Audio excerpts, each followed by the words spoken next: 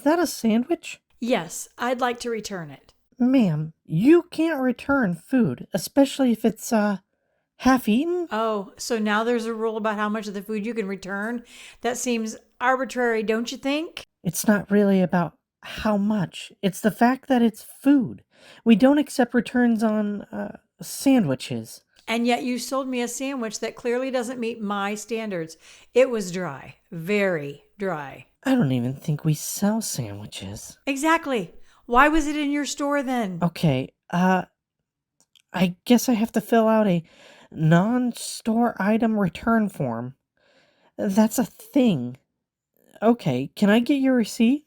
Oh, I don't have a receipt. Of course you don't. But I do have a napkin that came with the sandwich. Does that count? A napkin is not a receipt. Are you sure? It's evidence of a purchase. Look, there are even a few crumbs. Fine.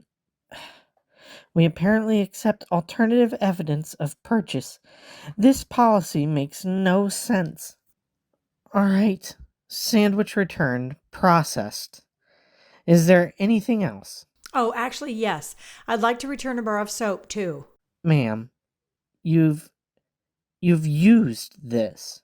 It's half gone. Oh, well, just a little bit. It didn't really lather the way I wanted. Not enough bubbles. I was misled. You can't return used soap. That's not even a thing. According to who? I saw no sign prohibiting the return of soap that fails to meet expectations. There's no sign because it's common sense. But what is common sense really, Eugene? Isn't it subjective? Please, don't get philosophical about soap right now. I'm just saying soap has a job to do, and this one failed. I was unsatisfied. If you were me, wouldn't you expect better? All right. There's got to be something about used hygiene products. There's no way we allow this. Oh no. What does it say? Customer may return hygiene products if they claim the item did not meet as advertised standards of cleanliness. Exactly. Lack of bubbles qualifies as cleanliness failure. Fine. Soap returned, processed. Are we done? Well, now that you mention it, I have this teapot. No, you're not serious. I'd like to return this teapot. The handle broke off after a single use.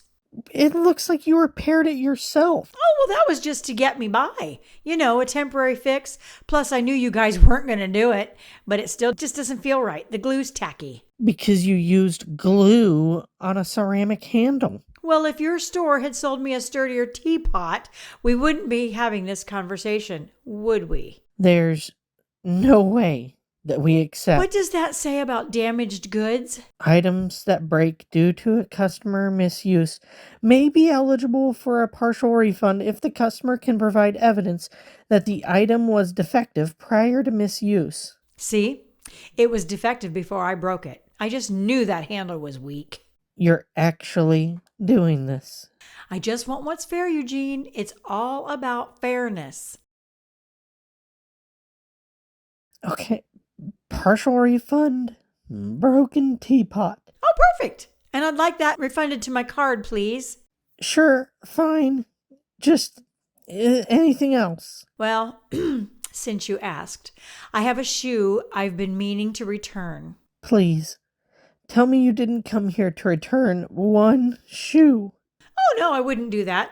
I'd like to return both shoes. It's just the other one is at home. But they were too tight, and I feel like that's grounds for a full refund. You've worn these for months, I'm guessing. Right, and that's how I discovered they weren't a good fit.